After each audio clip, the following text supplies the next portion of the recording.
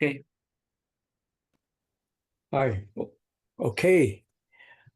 What if the greatest kindness you ever experienced came from someone half your age? That thought took to me a new meaning when one cool morning 10 years back, while I was working, I parked my car in my workplace and was heading to my office building when a small imperfection in the pavement sent me slipping. I fell hard, and for a split second, I heard nothing but the rustle of leaves and the snap of twigs. I found myself sprawled beside the bushes, groaning and thinking, this is not what I meant as a kind of exercise I planned for the day. While I felt pain, it surged through my right cheek, my right arm, but it was the sharp, overwhelming ache on the lower leg of my leg that worried me. You see, I have been on blood thinners for 20 years, and that frightens you when you get a cut. So my blood clot was my worry. But after some effort, grabbing on to the branches, the low branches and sturdy ones, I managed to get up and limped 200 meters to my office. But I kept silent, determined not to alarm anyone. Um, it is a military organization, so we bear with the pain. But I had a critical meeting 1 hour later at 9 a.m. I had to go, no choice. But as I sat in the meeting, 1 hour into it, the pain in my leg deepened. The swelling in my ankle can be seen, and a burning heat in my thigh signaled trouble. Needing help, I had to call my boss.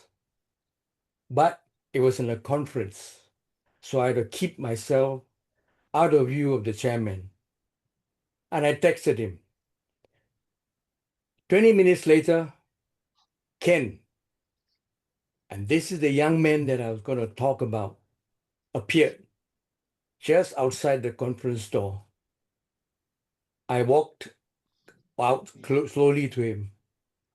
In less than 20 minutes, he appeared, and I remember vividly as I limped towards the exit, the pain echoing in every step. Ken's eyes locked into mine. He had a concern.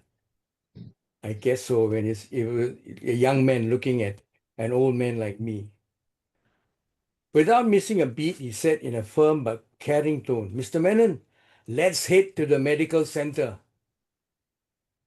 I could sense his determination and kindness as he steadied me and drove me to my camp's medical facility. But there, the doctor, seeing me and knowing my background, immediately said, okay, hospital. So Ken came along in the hospital, but he couldn't travel in the ambulance, so he drove his car behind. And throughout the emergency room, he stayed with me. Now, what he did along the way was get hold of my wife by phone and tell her to go to the hospital. And there she was waiting for me. I waited a good 4 or 5 hours. Nothing was being seen. So the doctor advised go home, rest for 2 weeks. Guess who was driving me home? Ken. And that was close to midnight. I thought that was the end. But next morning, Ken came early to my home and he said, can you pass me your Dong, car? Can you pass me your dong. car key? I said, okay. He grabbed the car key, drove all the way back to camp, got another colleague to drive the car back to my home and gave it back. And that was it. 2 weeks of medical leave. But on the first day of going back to office, he called me and he said, wait, I'll come to you, pick you up, and send you to the office. And he did that for 2 weeks. And the problem was he was traveling on a route which is not his normal. And in the government service, if you're traveling in a unfamiliar route, you're not medically covered if anything happened.